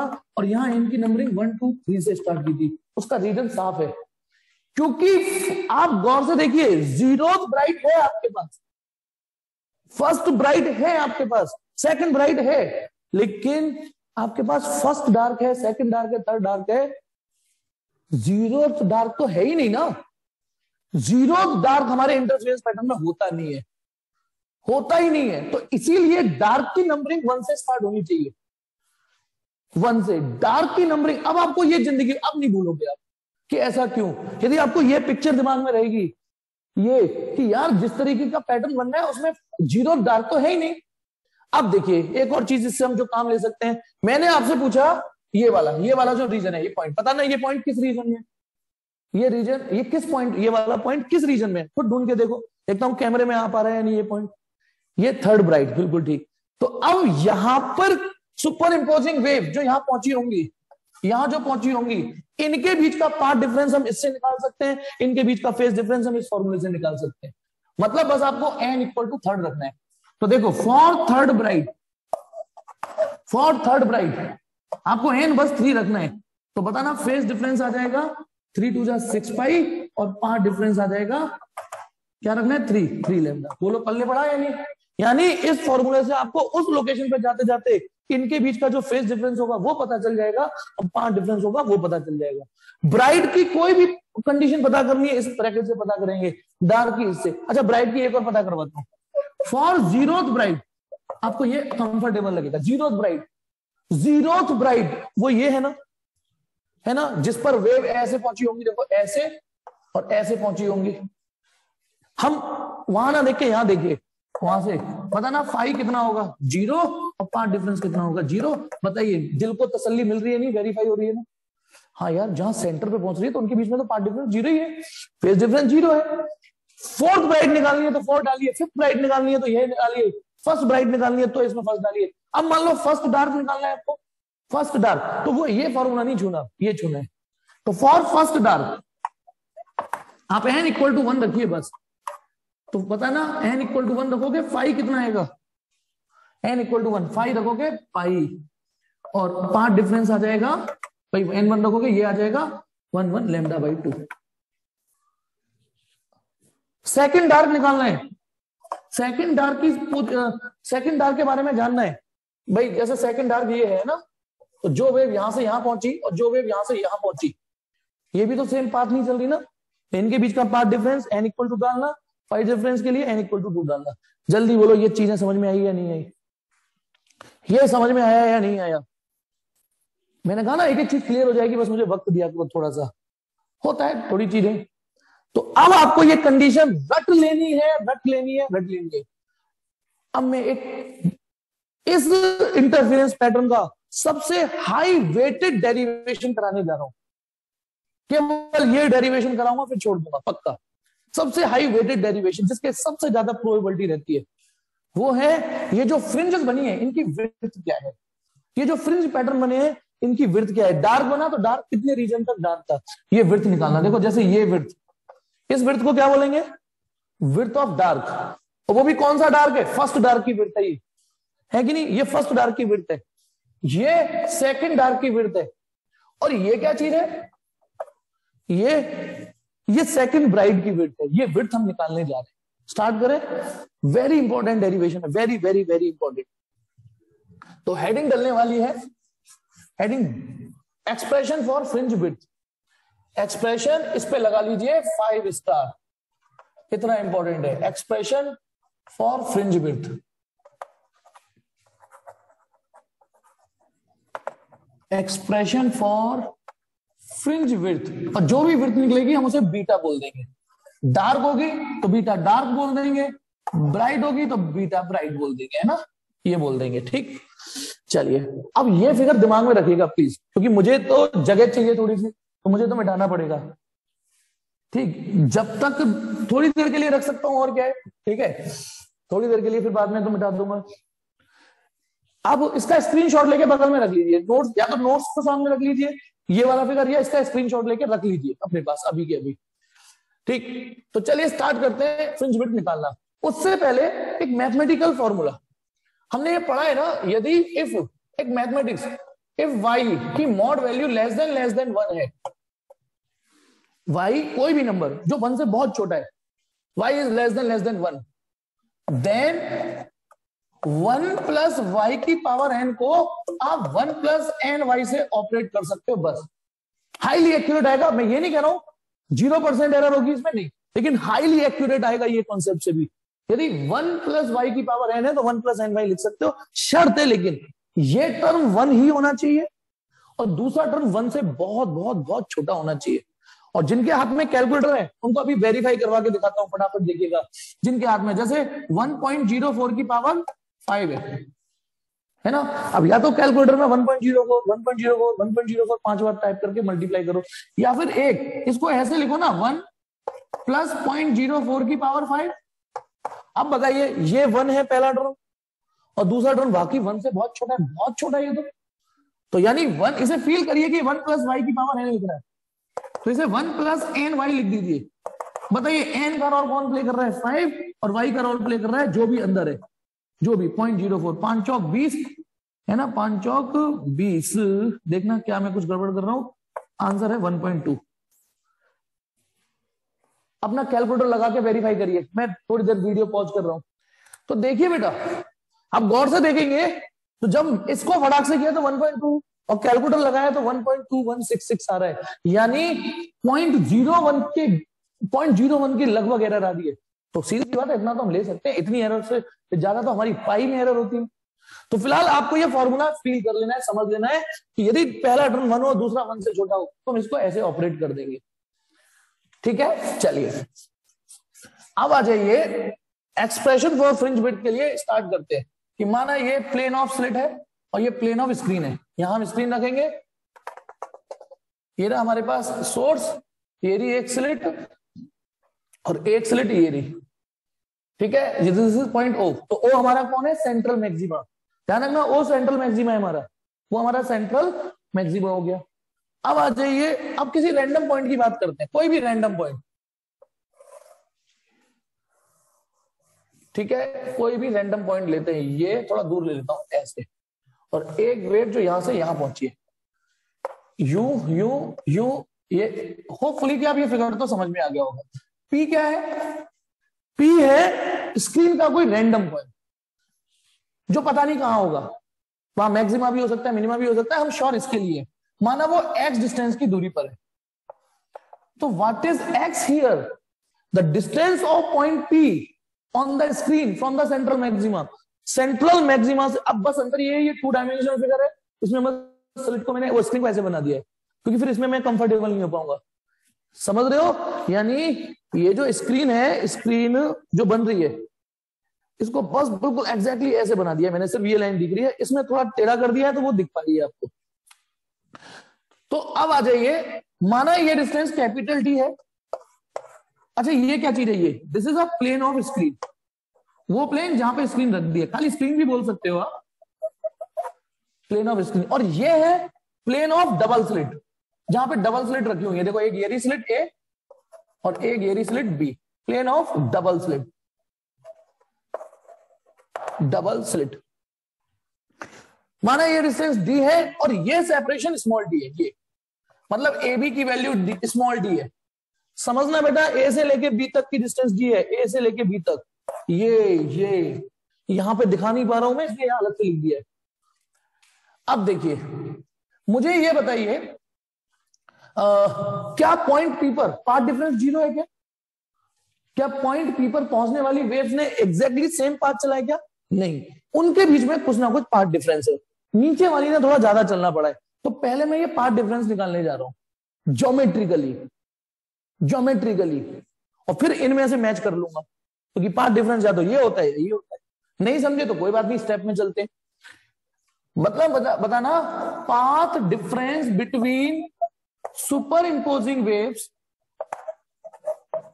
Path difference between superimposing waves on reaching at point P. मतलब इतनी लंबी रामायण एक बार मैंने लिखी, बार बार नहीं लिखूंगा, पढ़िए इस लैंग्वेज को क्या लिखा है। We are going to calculate the path difference between those two superimposing waves जो पी पे पहुंच चुकी है, जिसे मैं खाली पाथ डिफरेंस बोल के लिख देता हूं। तो बेटा कैसे निकलेगा ये पाथ डिफरेंस? नीचे वाली ने जितनी लेंथ चली है वो कैलकुलेट कर लो, उसमें से घटा दो ऊपर वाली ने कितनी चली है। एक बार हट रहा हूं सामने से, चेक करिए। एस बी प्लस बीपी जोड़ देते, उसमें से एस ए प्लस एपी घटा देते, वेरी सिंपल, पता चल जाएगा कितना ज्यादा चला है। ये हमें पता चल जाएगा कितनी ज्यादा चली है।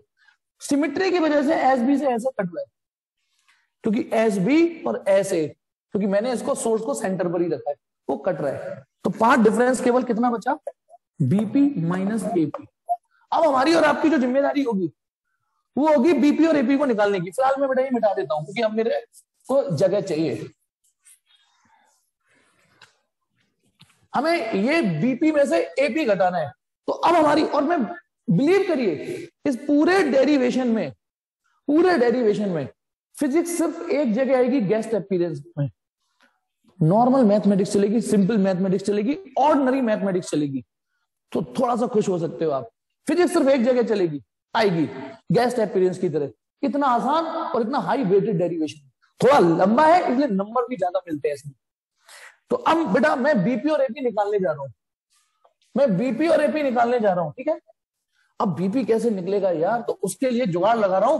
मैंने यहां से एक परपेंडिकुलर डाला, इससे क्या होगा, ये मुझे पाइथागोरस थ्योरम जनरेट कर देगा, ये है ना। ऐसे ही एपी निकालूंगा तो उसके लिए भी एक परपेंडिकुलर डाल देता हूं। अब बताना, जैसे ही मैंने ये डाला, ये तो कैपिटल डी है ही है, इसके ये हमें निकालना है। ये एक्स है, ये क्या है फिर? गौर से देखो, जब ये पूरा स्मॉल डी है, ये ए बी डी है, तो इसे आधा आधा कर दो, this is D by two और ये भी डी बाई टू। बोलो एग्री करते हो कि नहीं इस बात को? ये इतना डी बाई टू है और इतना भी डी बाई टू है ना। तो अब आप बताइए बीपी स्क्वायर मैं हट रहा हूं बीपी, अब पाइथागोरस थ्योरम लगा रहा हूं। अच्छा इस पॉइंट का नाम लिख देता हूं ई, इस पॉइंट का नाम लिख देता हूं एफ, ताकि मैं जब पाइथागोरस थ्योरम लिखूं तो बताना BP square equal to BE square plus PE square. Check करो, ठीक है। और simple mathematics, BP square equal to BE square plus PE square. अच्छा इस फिगर का स्क्रीनशॉट ले लीजिए पहले, क्योंकि फिगर में जो बनाया, नोट्स में जो पहुंचा ना, वो उसने थोड़ा पी को ज्यादा पास ले लिया है, जिसकी वजह से साफ सुथरा नहीं दिख रहा। आप देखिए, आप नोट्स में अभी अब वो भी तो ह्यूमन है, एरर हो जाती है। उसने पॉइंट पी को ज्यादा नजदीक ले लिया है, तो आपको शायद पढ़ने में ये लगे कि भसड़ सी लगे, ठीक है। चलिए अब बताओ बीई की वैल्यू कितनी है? बी की वैल्यू है कैपिटल डी, उसका स्क्वायर। भाई बीई कैपिटल डी है, उसका स्क्वायर। पीई ये है, एक्स तो यहां तक है डिस्टेंस, उसमें ये डी बाई टू और जोड़ देता हूं। होपफुली आपने कैच कर लिया, होपफुली कि आपको ये समझ में आया कि D square plus x plus D by two का होल स्क्वायर। अब ध्यान रखना, मेरे दिमाग में और आपके दिमाग में ये होना चाहिए कि हमें बीपी स्क्वायर नहीं निकालना है, निकालना बीपी है। अब फील करिए, यदि मैं बीपी निकालूंगा तो अंडर रूट मानना पड़ेगा या 1/2, जो कि बड़ा ही ऊट पटांग स्टेप हो जाएगा। तो उससे बचने के लिए इसमें ना जबरदस्ती डी स्क्वायर को कॉमन लीजिए, तो यहां बचेगा 1। अभी समझा दूंगा कि ये जबरदस्ती करके क्या फायदा, और शायद मुझे बताने की जरूरत ना पड़े, आप तो समझ जाओ कि ये जबरदस्ती करके क्या फायदा मिलने वाला है। ठीक है, बीपी स्क्वायर इक्वल टू, मैंने जबरदस्ती इसमें से डी स्क्वायर कॉमन लिया, ये कि 1 और ये। अच्छा एक और चीज, जब हम इंटरफेरेंस पैटर्न स्क्रीन पर प्रैक्टिकल करते हैं तो ये मीटर में होता है, यानी आपका जो डी होता है वो मीटर में होता है और स्मॉल डी एमएम में होता है। जिसने मेरा प्रैक्टिकल देखा है वो डेमो, मैंने स्क्रीन कितनी दूर रखी थी ना, स्क्रीन ब्लेड से स्क्रीन दूर थी, लेकिन ब्लेड की जो स्लिट थी वो कितनी बारीक थी। तो स्लिट तो बहुत पतली पतली होती है, लेकिन जो सेपरेशन होता है वो हैंडसम होता है। तो यानी आपको यह याद रखना पड़ेगा कि ये जो डी है वो डी से बहुत बड़ा होता है। कितने लोगों को ये फील आ गया कि हाँ स्क्रीन में ये था, बाकी सर ने स्क्रीन काफी दूर रखी थी। एक अच्छा इंटरफेरेंस पैटर्न यदि आपको डेवलप करना है, तो एक अच्छा इंटरफेरेंस पैटर्न डेवलप करना है तो आपका कैपिटल डी यानी स्क्रीन की दूरी ठीक ठाक होनी चाहिए, मीटर में होनी चाहिए। देखा होगा मीटर में था, तब जाके अच्छा दिख पाता है, और स्लिट तो पास होती है एमएम में। तो एक्चुअली मेरा जो पर्पस है, आप ये देखिए, पहला टर्म 1 बन गया। एक्चुअली ये मैंने आज थ्योरम बताई थी ना, 1 + y की power n equal to 1 + ny से खोल सकते हैं यदि ऊपर कोई उल्टी सीधी पावर आ जाए तो ये बड़ा कंफर्टेबल हो जाता है। लेकिन इसके लिए पहला टर्म 1 होना चाहिए और दूसरा 1 से छोटा। अब यहां पर तो कोई भी टर्म 1 है नहीं, हाँ ये जरूर थोड़ा छोटा सा है, लेकिन मैंने डी स्क्वायर को करके पता है एक तीर से दो कमाल किए। पहला टर्म ब्रैकेट का 1 बना लिया और दूसरा जो छोटा था उसे और छोटा कर दिया, और छोटा हो गया ये टर्म, क्योंकि ये चीजें एमएम में और ये मीटर स्क्वायर में। तो अब क्या होगा, अब देखिए बीपी क्योंकि निकालना तो मुझे बीपी है, तो जब ये अंडर रूट मारूंगा इस पे, जब ये अंडर रूट इस पे मारूंगा तो डी भाई अंडर रूट, तो ये तो डी हो जाएगा और एक x + dy2 का square upon D square, power half ऐसे पहुंच जाएगी। ठीक है, ये पावर हाफ यहां पहुंच जाएगी। भाई इसका अंडर रूट तो निकल गया, इसमें क्यों उधम मचा है, क्यों सोचे, ये पावर यहां पे पहुंच गई। अब इस ऊट पटांग पावर को ये बड़ा कंफर्टेबली झेल लेगा। देखिए अब आप, होता है ना हम LIC कराते हैं उस समय तो लगता है पेमेंट जाता है तो बुरा लगता है, बाद में जब कॉर्पस मिलता है तो अच्छा लगता है। ये स्टेप हमें ये फायदा दे गया कि ये 1 + y की पावर n सब फील करिए। पहला टर्म 1 है और ये टर्म 1 से बहुत छोटा है, बहुत छोटा है। अब डी स्क्वायर से और डिवाइड कर दिया तो बताइए बीपी इक्वल टू डी की जगह डी, इस ब्रैकेट में मैं 1 + ny ऑपरेट कर दूं, ny 1 + y की power n equal to 1 + ny। तो बताइए n का रोल कौन प्ले कर रहा है, n का रोल तो ये हाफ प्ले कर जाएगा और y का रोल ये पूरा टर्म पूरा, यानी x + dy2 का square upon D square. This is BP, ये बीपी निकल के आ गया। ओके, ऐसे ही जो सिमिलरली थ्योरम को एंजॉय कर सकते हैं, सिमिलरली जैसे आपने इस ट्राइंगल की मदद से बीपी को निकाल लिया, ट्राइंगल लीजिए APF. Similarly in triangle APF okay, APF बताइए एपी स्क्वायर किसके बराबर है, मैं डायरेक्ट लिख रहा हूं AP square this square plus this is capital D का स्क्वायर प्लस ये क्या है, इस x में से ये dy2 घटा दीजिए, बस इतना अंतर है। इसको और इसको देखिए, सुनो ये सॉरी इस टर्म को देखिए और इस टर्म को देखिए, है ना, D square plus x + dy2 square x - dy2 square. तो जब आप इसमें सिमिलरली थ्योरम एंजॉय करोगे तो आपको जरूरत क्या है, घर पे कर लेना। तो जैसे बीपी आया है पता है एपी क्या आएगा, d1 + हाफ, बस इधर x - dy2 का स्क्वायर और कैपिटल डी स्क्वायर। बोलो ये बात समझ में आई या नहीं आई? यदि हम इसको इन्हीं स्टेपों के थ्रू चलाते चले जाए तो यार सिमिलरली थ्योरम एंजॉय करो, लगाइए कहानी। हमने बीपी निकाल लिया, हमने एपी निकाल लिया, बीपी और एपी निकाल लिया। अब बीपी - एपी करना है तो बेटा 2 मिनट में दूंगा आपको, उतनी देर के लिए रिकॉर्डिंग रोकूंगा और आप कंफर्म करके बताइए, क्योंकि जब मैं पार्ट डिफरेंस बीपी - एपी है देखो उस लाइन को दोबारा रिपीट कर दिया मैंने, ये path difference BP minus AP है। अब आपके पास बीपी भी मौजूद है, अब आपके पास एपी भी मौजूद है। मैं रिकॉर्डिंग रोक रहा हूं थोड़ी देर के लिए, और आप बीपी की वैल्यू यहां रखिए, ये पूरी, सॉरी ये है बीपी, ये है ना, और एपी रखिए और घटाइए और बताइए क्या आ रहा है। थोड़ी देर के लिए रिकॉर्डिंग रोक रहा हूं, 2 मिनट लीजिए अपना। काफी लोगों ने इसे परफॉर्म कर दिया, आयुषी वेरी गुड, ठीक। तो ये आपने जब पार्ट डिफरेंस निकाला, क्योंकि ये एक ऑर्डिनरी अलजेब्रा है, जोड़ना घटाना, तो आपने देखा कि जो पार्ट डिफरेंस सॉल्व होके आया है वो आया है XD/D। ये अपने आप में एक फॉर्मूला है, इसको बॉक्स मारिए, उसे याद करिए। मतलब ज्योमेट्रिकली यदि हमें पार्ट डिफरेंस निकाला तो हमने देखा पॉइंट पी पर पहुंचने वाली वेव्स का पार्ट डिफरेंस ये होगा XD/D, ठीक। अब आ जाइए, अभी फ्रिंज विड्थ नहीं निकल के आई है, फ्रिंज विड्थ नहीं निकल के आई है, ध्यान रखना।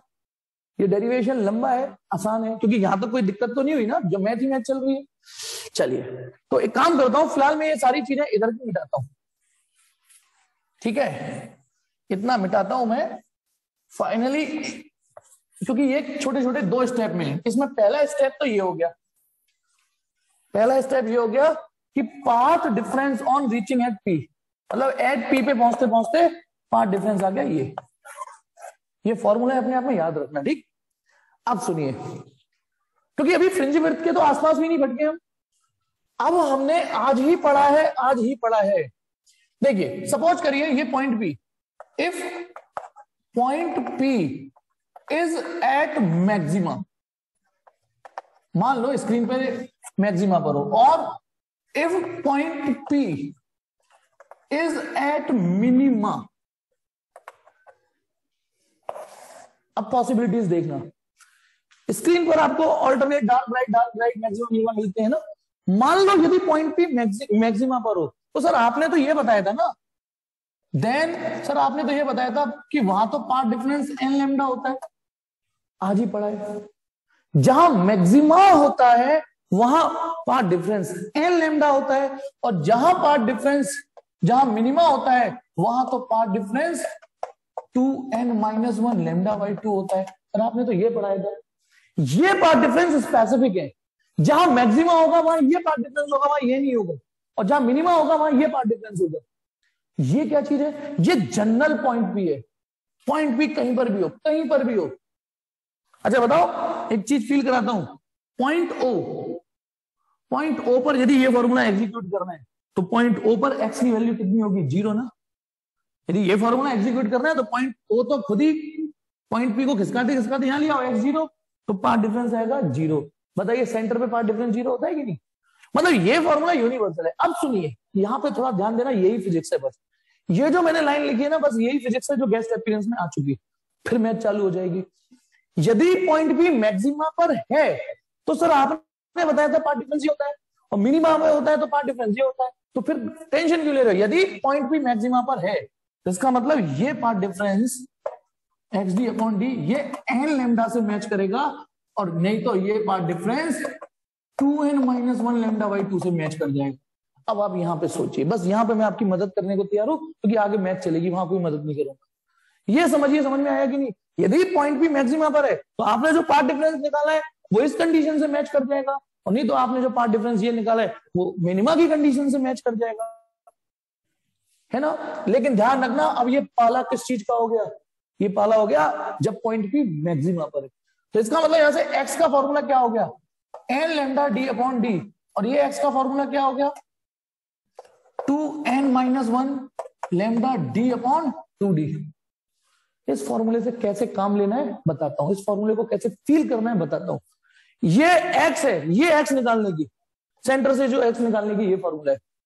लेकिन यदि आपको मान लो third bright, fourth bright, six bright, आपको ब्राइट की ही डिस्टेंस निकालनी है तो ये फॉर्मूला यूज करोगे, आपको डार्क की ही डिस्टेंस निकालनी है तो ये फॉर्मूला यूज करोगे।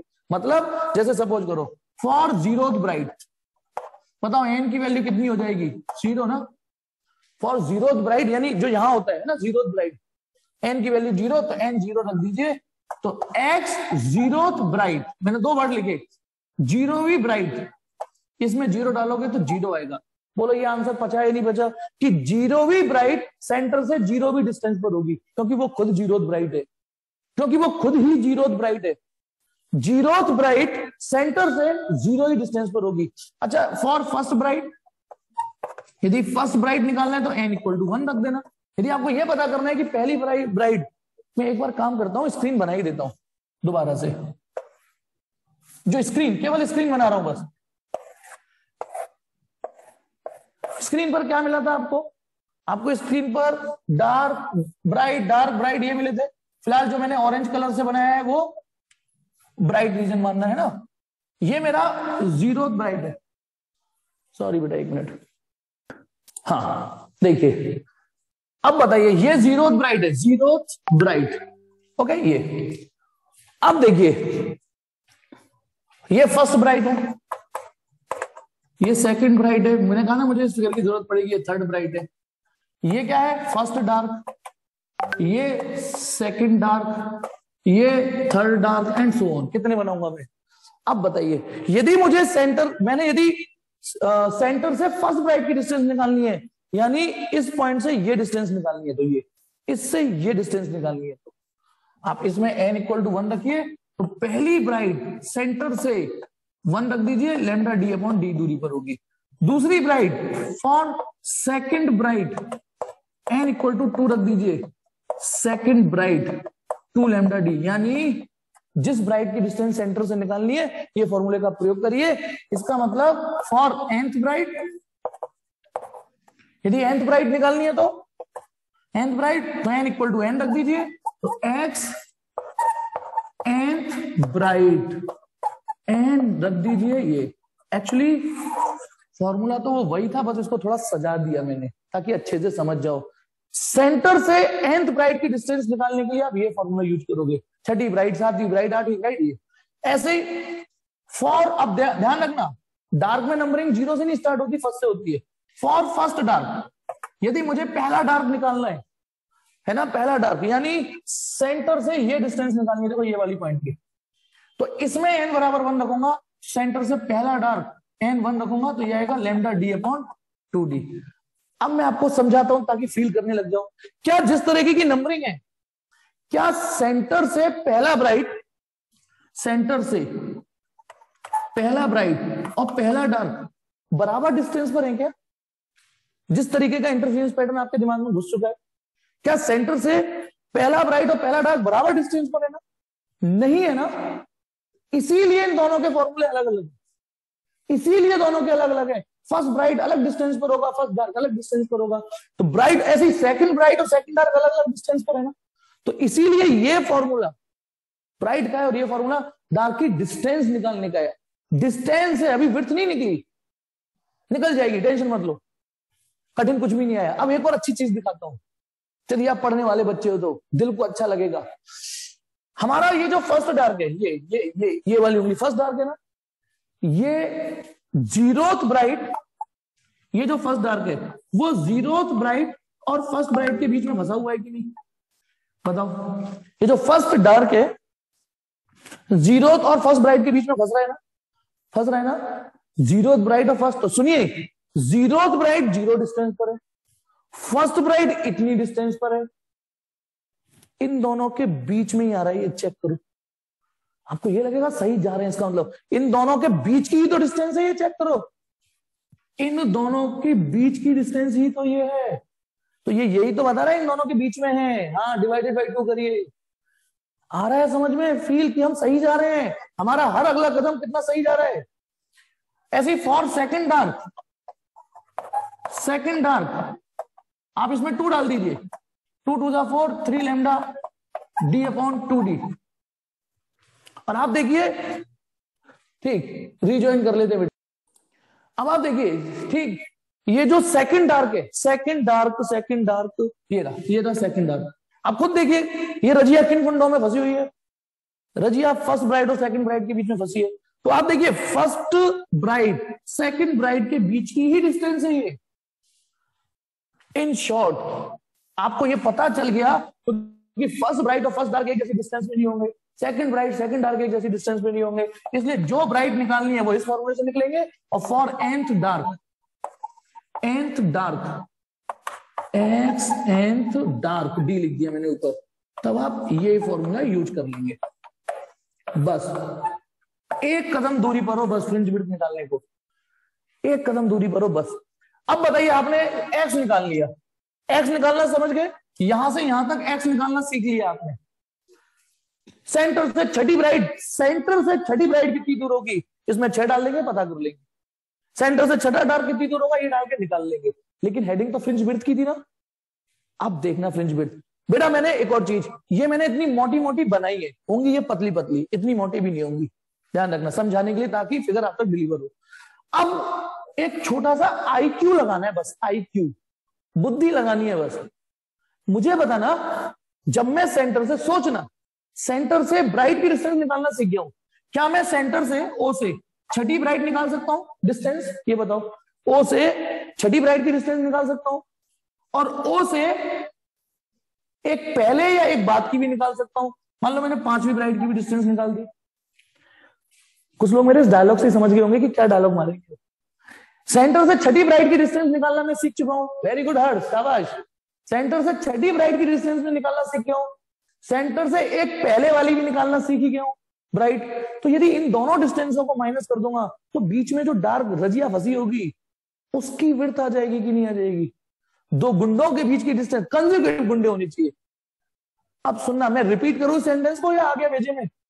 यदि मैं कोई सी भी दो कॉन्जिक्यूटिव ब्राइट लूं, कोई सी भी दो कॉन्जिक्यूटिव ब्राइट लूं और उनकी डिस्टेंस निकाल के आपस में घटा दूं तो उनके बीच में जो रजिया फंसी होगी वो डार्क आ जाएगी। तो सुनिए, यदि मैं इस nth ब्राइट में से या तो एक पहले वाली या तो ये घटा दूं nth ब्राइट में से xn ब्राइट में से एक n-1 ब्राइट घटा दूं, ये समझ में आ गया या नहीं आ गया बोलो। n भी ब्राइट में से एक पहली वाली ब्राइट घटा दो, और दूसरा ऑप्शन ये भी आप घर पे चेक कर लेना उसको, दूसरा ऑप्शन ये भी है xn+1 में से xn घटा देना। ये दोनों ही ऑप्शन मौजूद है, आप जिससे कहोगे उससे मैं कर देता हूं। किससे करूं, इससे ही कर देता हूं ना, उसे आप क्रॉस चेकिंग घर पे, यानी ये तो आपको फ्रीडम मिली ना, आपके कॉन्सेप्ट को फ्रीडम मिल रही है कि कैसे भी करो, आना इतनी। लेकिन ध्यान रखना, ये बीटा तो निकलेगा लेकिन डार्क का निकलेगा। सोचो, जब मैं दो कॉन्जिक्यूटिव ब्राइट की सेपरेशंस को घटाऊंगा तो वो जो बीच में होगा वो तो डार्क होगा, उसकी विड्थ निकलेगी। कुछ लोग जब नोट्स पढ़ेंगे बाद में कंफ्यूज हो जाएंगे, ये तो मैक्सिमा की कंडीशन थी सर, ये मैक्सिमा की कंडीशन है, ये मैक्सिमा को निकालने के फिर ये डार्क कैसे हो गया। क्योंकि कॉन्सेप्ट ही ऐसा है कि दो कॉन्जिक्यूटिव ब्राइट को घटाइए और डार्क की विड्थ निकाल दीजिए। तो चलिए, एक्स ब्राइट इससे निकाल दू, n lambda d upon d minus एक n, जैसे n डाला n-1 डालिए, लैम्डा d अपॉन d, इसको घटाइए तो बेटा lambda capital D small d बाहर आ रहा है, लैम्डा d इसका n+1 हो जाएगा, वो माइनस इसको, तो थोड़ी जगह कम पड़ गई, यहां लिख देता हूं। बीटा डार्क आपका लैम्डा d अपॉन d आ रहा है, बोलो समझ में आया कि नहीं, बीटा डार्क। और वैसे भी कर लेना n+1 में से n घटा देना तो भी यही आएगा, बीटा डार्क ये आ रहा है, बीटा डार्क। ऐसे ही ये कॉन्सेप्ट यहां लगाइए, यदि मैं दो कॉन्जिक्यूटिव डार्क की डिस्टेंस लूं, कॉन्जिक्यूटिव, और इन्हें घटाऊं तो बीटा ब्राइट आएगा। तो मैं एक काम करता हूं यहां, क्योंकि मुझे जगह चाहिए ना, xnth डार्क, यही तो है ना ये फॉर्मूला, यही तो है ना, इसको मिटाता हूं है ना, ताकि मैं यहां परफॉर्म करके दिखा सकूं। ठीक, अब बताना, यदि मैंने बीटा ब्राइट निकालनी है, बीटा ब्राइट, तो क्या करना है, मुझे xnth ब्राइट में से, डार्क में से, सॉरी डार्क में से एक n-1 डार्क घटाना है, घटाना है ना। तो अब बताइए, xn तो एज इट इज लिख दो, 2n-1 lambda d upon 2d। अब कई लोगों के लिए ये IIT है, ये रॉकेट साइंस है, चल अब इसमें n-1 कैसे रखेंगे, तो मैं एक बार सेपरेटली उसको दिखा देता हूं। देखो 2n-1 lambda d upon d है, ये xn है। जब आप n की जगह n-1 रखोगे तो 2n की जगह n-1 रखना पड़ेगा, ध्यान रखना। इज इट ओके, n की जगह n-1, तो ये हो जाएगा 2n-2 2n-3। तो बताइए, जब n-1 रखा तो ये हो गया 2n-3 lambda d upon 2d। देखना ये समझ में आया या नहीं, और ये फिजिक्स नहीं है, फिजिक्स सिर्फ इस जगह थी, इस जगह थी फिजिक्स कि जो जैसा पार्ट डिफरेंस है उसको वैसे मैच कर दीजिए और इसको सॉल्व करिए। 2n-1 माइनस 2n-3, बाकी तो कॉमन शॉमन आ रहा है lambda D upon 2d। Solve करेंगे तो 2 बचेगा ब्रैकेट में, लैम्डा डी अपॉन 2d, 2 से 2 ये भी कट गया, तो बीटा ब्राइट वो आ रहा है लैम्डा डी अपॉन डी। और एक अच्छी बात क्या है, ये और ये बराबर ही आई।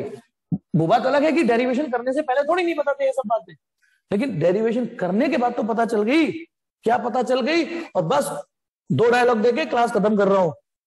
पहला डायलॉग ये कि बीटा डार्क बीटा ब्राइट जब बराबर ही आ रहे हैं तो क्या बीटा डार्क क्या बीटा ब्राइट, सिंपली बीटा बोलेंगे और उसका फॉर्मूला होगा ये। सवाल हमें परेशान करेंगे, कुछ सवाल देखो, सवाल कहेगा कि फ्रिंज विड्थ कितनी है तो बीटा ही है वो। कभी कभी वो यूं कहेगा डार्क के बीच का सेपरेशन इतना है, वो हमें ये घुमा रहा है कि यानी कि ब्राइट की विड्थ इतनी है, लेकिन आप अपने दिमाग में रखना ब्राइट और डार्क होते बराबर है यहाँ पे विड्थ में। और दूसरा जो लास्ट डायलॉग है, आप एक चीज देख रहे हो बीटा का फॉर्मूले में, जैसे एन नाम की चिड़िया ही नहीं है, N, beta is independent of N, independent to N. जैसे इसके फॉर्मूले में एन आ रहा था, छठी ब्राइट 6 रखोगे, 8वीं ब्राइट में 8 रखोगे तो 8वीं वाली ज्यादा दूर होगी, 9वीं वाली ब्राइट और दूर होगी, लेकिन इसमें तो एन ही नहीं आ रहा। इसका मतलब भी समझिए, बीटा डार्क बीटा ब्राइट तो बराबर है, इसका मतलब ये है कि छठी ब्राइट जितनी मोटी होगी 7वीं ब्राइट भी उतनी मोटी होगी, सेंट्रल मैक्सिमा भी उतना ही मोटा होगा, थर्ड डार्क भी उतना ही मोटा होगा, फोर्थ डार्क भी उतना ही मोटा होगा, सभी विड्थ बराबर होंगी। ये समझ में आया नहीं आया आज की क्लास? बोलो।